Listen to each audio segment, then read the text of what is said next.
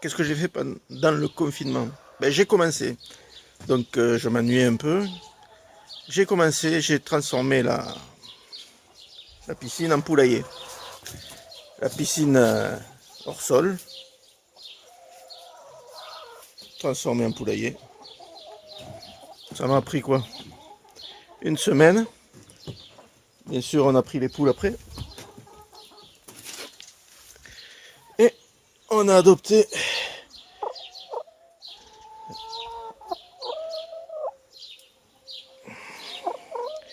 la noiraude.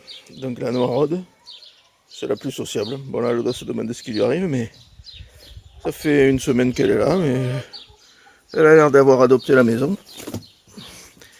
Ça, c'est la première étape. Vous avez le bonjour de Pierre, la tortue, et toujours la noiraude qui suit parce que elle est toujours dans mes pattes, quoi. Ça, en fait, c'était un petit aperçu de ce que j'avais commencé. Devant, pareil, on a motoculté, on a arraché les mauvaises herbes. J'attends maintenant le gazon synthétique. Voilà, donc j'ai bricolé à droite à gauche, j'ai commencé un peu partout. Et en fait, c'est fini quasiment nulle part. Mais bon, ce n'est pas grave. Alors, comment se passe le confinement? Comment se passe le confinement? La première chose, c'est que ça nous est tombé comme à tout le monde. Euh, un peu surpris, on pensait ne jamais vivre ce genre de choses. Et on s'est adapté, puis finalement, on s'est enfermé à 5. Christine, Émilie, Paul, le copain d'Émilie, et moi-même. Donc ça fait quelques semaines qu'on vit tous les 5 dans la maison. On a la chance d'avoir une villa, d'avoir un terrain à l'extérieur. Les premiers jours il faisait beau, donc c'est pour ça que ma débauche d'énergie a fait que j'ai beaucoup bricolé. J'en ai profité pour me reposer un peu parce que je suis quelqu'un qui se lève tôt et qui se couche tard en général.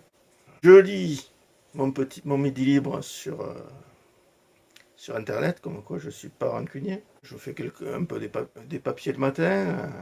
Bon, la paperasse, il y en a toujours, de toute façon, même quand on a fini, on n'a pas fini. Je vais chercher les œufs dans le poulailler. Bon, moi j'aime bien cuisiner, bon, mais en général je cuisinais que le dimanche. Et là, puisque j'avais du temps, j'ai cuisiné un peu plus souvent. Alors on stocke, on a rallumé le congélateur et on prépare les années difficiles.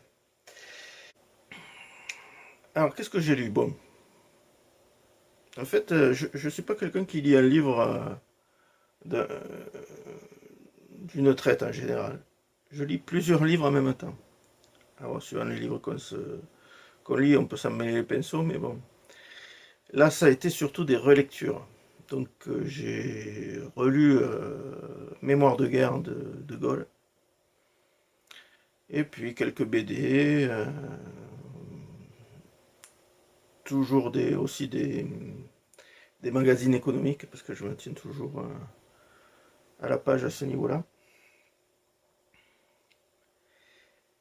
La musique. Alors la musique, moi j'ai des goûts vraiment, j'ai un éventail de goûts qui est énorme. Euh, mais c'est vrai que c'est une période où ça a été l'occasion de réécouter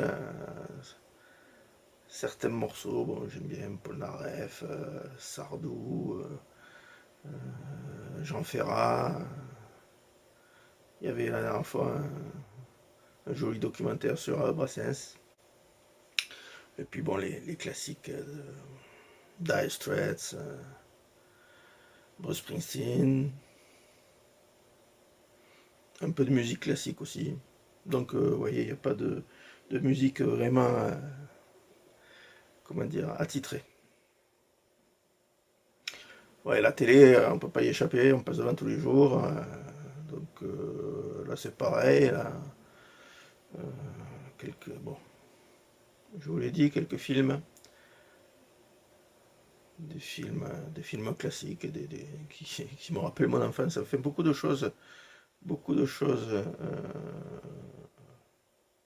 que j'ai revues, qui m'ont remis un peu dans mon enfance et mon adolescence.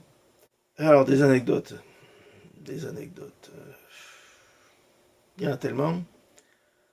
Alors on a des lapins, on a des poules, on a la tortue, on a un canari. euh, et c'est vrai que bon, on est 5 aussi. En général, moi, quand je travaille, je pars à 4 heures du matin, je pars à 5 heures ou 6 heures, donc c'est pas la même vie. Et puis on se croise le matin, donc les horaires pour chacun a ses habitudes quand il se lève. Donc les horaires pour aller aux toilettes, les horaires pour aller prendre sa douche. C'est vrai qu'il a fallu s'adapter par rapport à tout ça. Alors si vous oubliez de fermer la porte à clé, quelquefois il y a des fous rires et des gens qui sont traumatisés un peu. Une grimace. Bon, déjà j'ai pas besoin d'en faire. J'ai pris un peu de le confinement, ça m'a fait prendre un peu de poids. Des grimaces. Non, j'ai pas de grimace. Non, je suis pas très grimace en fait. Un message à passer, oui. Si j'ai quelque chose à dire à ceux qui nous regardent, c'est que la cellule familiale, je parle de la cellule familiale, le foyer, c'est quelque chose de très important et on le retrouve pas dans des moments comme ça. Et en fait, si vous avez ressenti que des liens se sont resserrés entre vous, c'est après le confinement, il faudra pas l'oublier. Il faudra pas l'oublier. C'est-à-dire que le repas familial, c'est quelque chose de sacré, qui permet les échanges.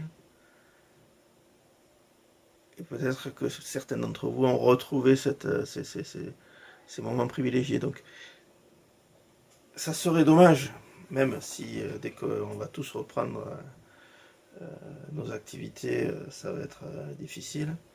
Il serait dommage que ces beaux moments ne se renouvellent pas. On a toujours besoin, tous les jours, à tous les repas, on apprend quelque chose sur sa famille, on échange, on aide, et comme ça on se connaît mieux parce qu'on se connaît dans la durée, au fur et à mesure de ce qui nous arrive et de ce que on échange.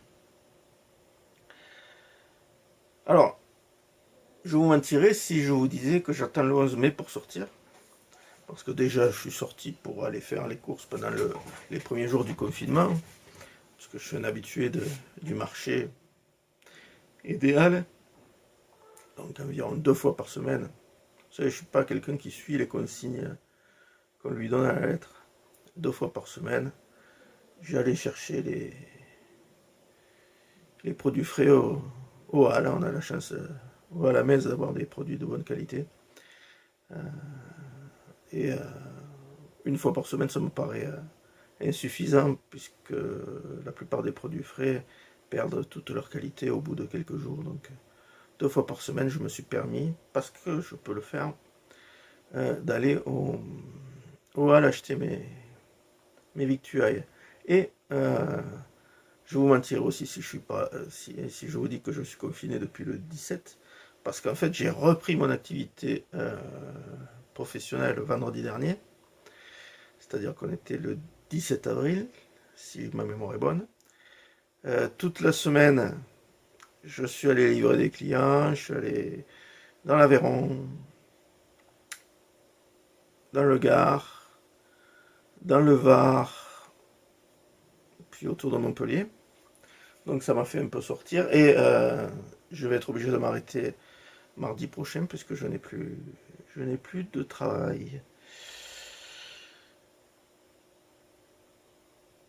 Donc la première chose que je ferai le 11 mai, ben, ça va pas changer. Je ne vais pas sortir en hurlant, je vais peut-être passer la journée du 11 mai comme j'ai passé celle du 10, comme j'aurais passé celle du 10. Après, bon, je, je verrai en fonction du travail parce que je suis tributaire, si vous voulez, de commerciaux qui vendent de la marchandise et les commerciaux, s'ils sont libérés le 11 mai, ça voudra dire que moi, mon entreprise devra livrer la marchandise plutôt la fin du mois de mai, le temps que les commandes soient enregistrées, que la marchandise me parvienne à Metz. Le confinement, il a changé à moi avec déjà que j'étais pas très svelte, j'ai encore pris quelques kilos. Mais ça, bon, on verra si on les reperdra. Et ce que ça a changé à moi, c'est peut-être un peu plus de tranquillité. Je suis reposé. J'avais beaucoup de fatigue accumulée. Je suis reposé. Mais je suis pas quelqu'un qui change. Vous avez dû le constater, je suis toujours le même. J'essaie d'évoluer, mais à mon rythme, au rythme de la tortue.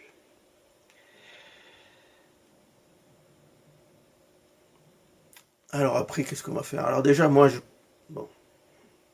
on peut pas dire quand même que cette affaire a été menée de main de maître par nos dirigeants. Donc, je crains beaucoup une deuxième vague et je crains beaucoup un nouveau confinement dans quelques mois. Tirer des plans sur la comète, ça sera difficile. Mais comment allez-vous faire après? Ben écoutez, on a perdu beaucoup d'argent. On va essayer de remettre sur pied les 3 sociétés que je gère.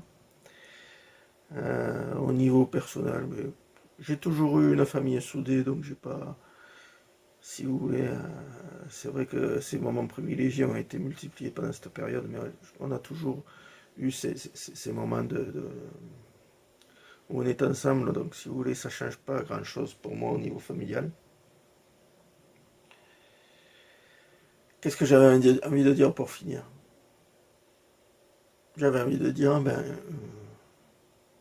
à tous ceux qui nous regardent, qu'il faut avoir confiance en l'avenir, mais qu'il faut aussi se faire son avenir, qu'il faut rester actif, qu'il faut garder ses valeurs, toujours garder ses valeurs, c'est-à-dire des valeurs qui sont l'honnêteté, qui sont la franchise, le respect des uns et des autres, et en dernier lieu, l'humilité. Cette, euh, cette, euh, Cet épisode de notre vie, pour ceux qui n'en étaient pas persuadés, devrait euh, avoir renforcé cette notion d'humilité. Parce que qu'est-ce que nous sommes? Qu'est-ce que nous sommes, nous, petits grains de poussière sur la planète et petits grains de poussière dans l'univers?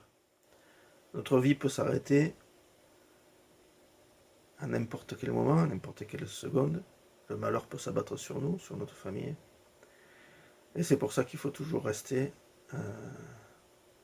en accord avec ses convictions et surtout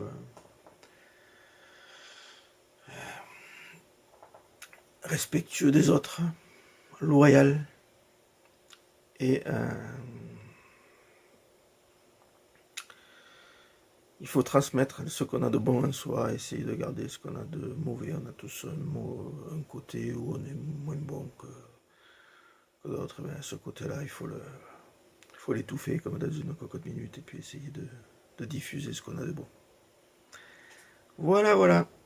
Écoutez, je n'ai pas été original, mais j'ai essayé de dire ce que j'avais sur le cœur.